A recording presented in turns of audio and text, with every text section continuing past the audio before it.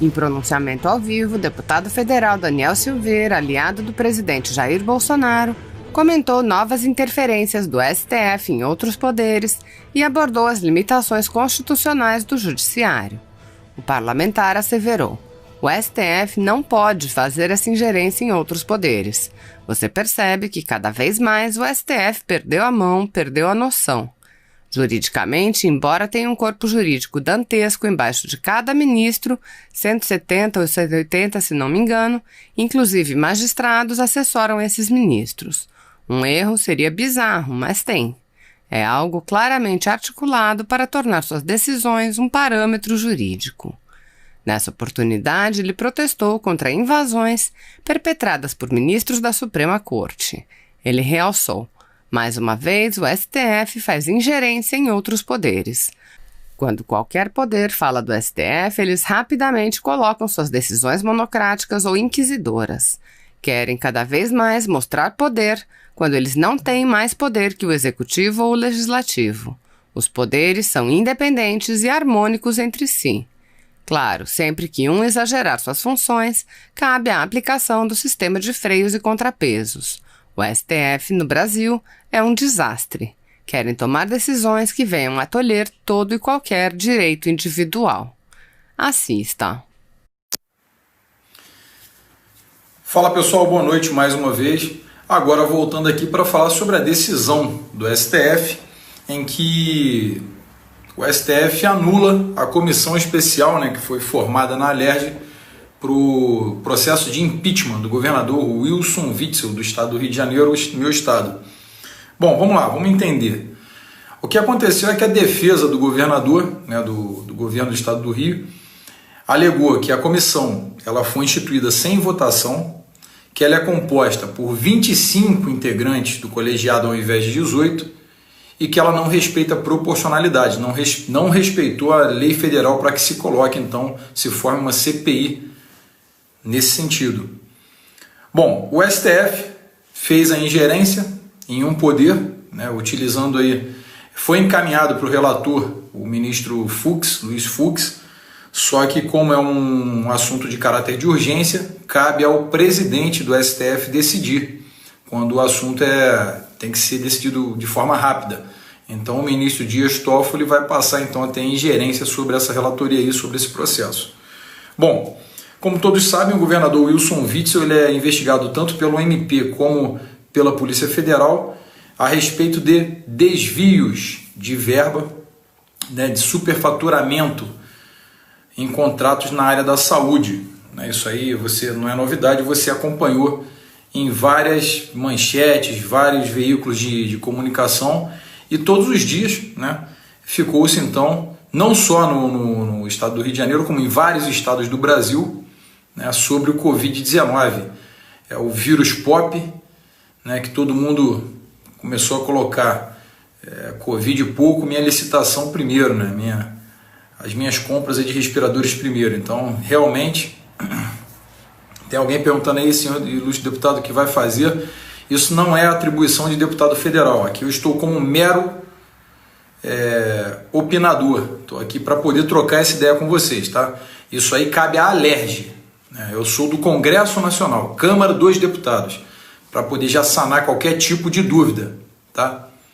Então, o que nós podemos fazer é, evidentemente, acompanhar de perto o caso e qualquer tipo de ação de inconstitucionalidade que possa ser movida por partido. O deputado ele não pode mover uma ADIM, isso tem que ser por partido que tenha representação na Câmara dos Deputados, no Congresso Nacional, e por outros órgãos e autoridades, mas não o deputado somente, tá certo? Então qualquer um que venha a falar, pô Daniel, tu não fez nada, isso não cabe a deputados federais. Nós podemos sim enviar alguma denúncia, alguma coisa, algum tipo de protocolo para a gente seguir, mas cabe à Alerj, a Assembleia Legislativa do Estado do Rio de Janeiro, decidir sobre isso. Bom, aqui falando de forma técnica, né, pegando essa parte,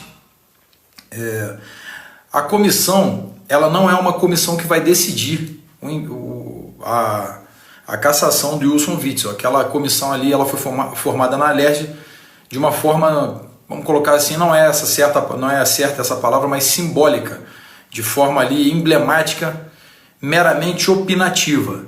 né, para que se possa ali levantar as discussões e tudo mais, documentos que vão servir de prova. Mas quem decide a cassação do mandato é o plenário da Alerj. Tá? Então não adianta falar sobre proporcionalidade, porque quem decidiria de qualquer maneira seria o plenário, não seria aquela comissão que falaria, sacramentaria, olha, vamos cassar o mandato. A comissão ela foi montada de forma mais especulativa até do que de forma técnica mesmo, para poder cassar o mandato.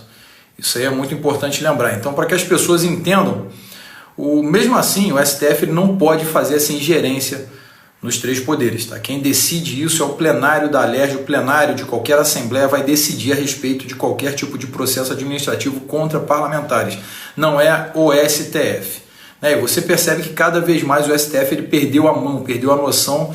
E juridicamente, embora tenha um corpo jurídico dantesco por baixo de cada ministro, de 170 aproximadamente, ou 180, salvo engano, que inclusive juízes, inclusive magistrados assessoram esses ministros. Então, para que eles tenham algum tipo de erro também, é uma coisa que seria bizarra, mas tem. Né? Ou seja, você vê que é alguma coisa que é claramente articulada para poder tornar suas decisões cada vez mais parâmetro, né, jurídico. Então, queria passar para vocês isso. O STF, mais uma vez, faz uma ingerência nos poderes, mas quando qualquer tipo de poder fala do STF, ou do judiciário, né, que é o STF é o judiciário, ou faz ingerência, eles logo colocam suas decisões ou monocráticas ou totalmente inquisidoras.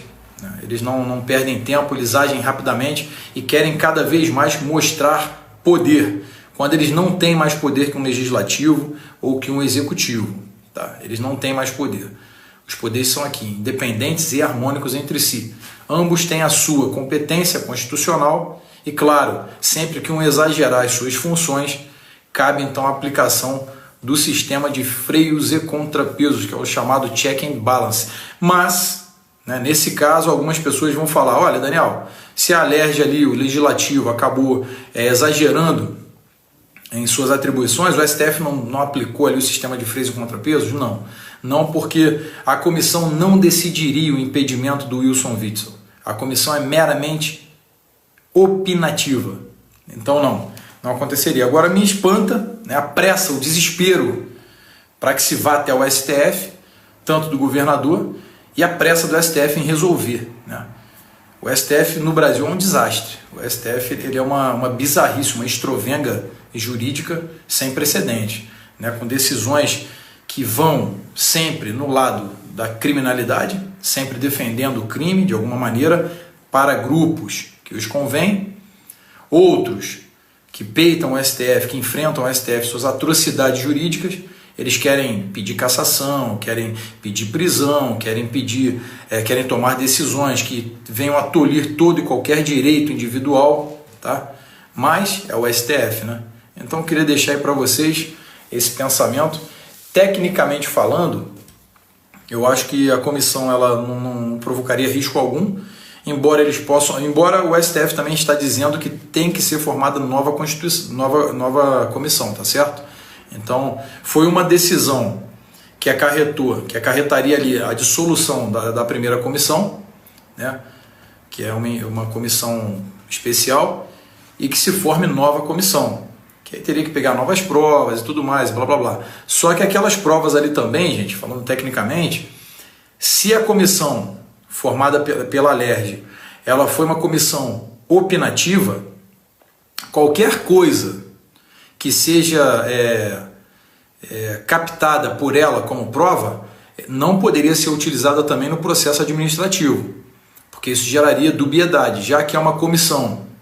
Tá? Vejam bem, eu não estou aqui defendendo não impedimento e não processo, pelo contrário, qualquer coisa que esteja à margem, a um arrepio da lei, tem que ser investigada, e se o governador tiver incorrido em crimes, tem sim que ser cassado, e qualquer outro, tá? Qualquer outro. Agora, seria um prejuízo danado se essa comissão, que admite ser meramente opinativa, conseguisse captar muitas provas e utilizasse no processo, e o processo fosse derrubado lá na frente com essas provas, né? Que seria aí a teoria da árvore do fruto envenenado, né? Que é uma corrente doutrinária que defende isso aí. Quando as provas elas vêm de uma maneira equivocada, de uma maneira irregular, todo o processo pode cair, porque essa teoria defende a teoria da árvore do fruto envenenado, tá certo? Então acho que não adiantaria muito bater nessa tecla.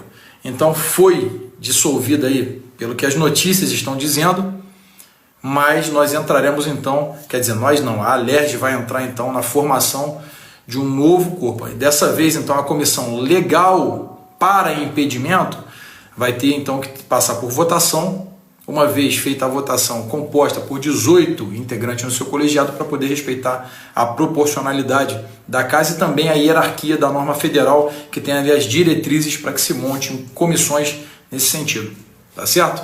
Então é isso que eu queria passar para vocês, mais uma vez ratificando. Alguém colocou aí sobre o que eu vou fazer. Isso não é atribuição de deputado federal, isso é com os deputados estaduais, tá certo? Os deputados federais fiscalizam o presidente, tá bom? Então é isso, os deputados federais fiscalizam o presidente, e os estaduais, os governadores, os vereadores, os prefeitos, tá certo? É basicamente assim que funciona. Então tá. No mais, boa noite aí para vocês, fiquem com Deus, o Brasil está acima de tudo, Deus acima de todos, força e honra. E outra, o bem sempre vence no final, tenham isso em mente, tá bom? Já dizia Winston Churchill, uma mentira dá a volta ao mundo antes mesmo que a verdade tenha tempo de se vestir. Abraço.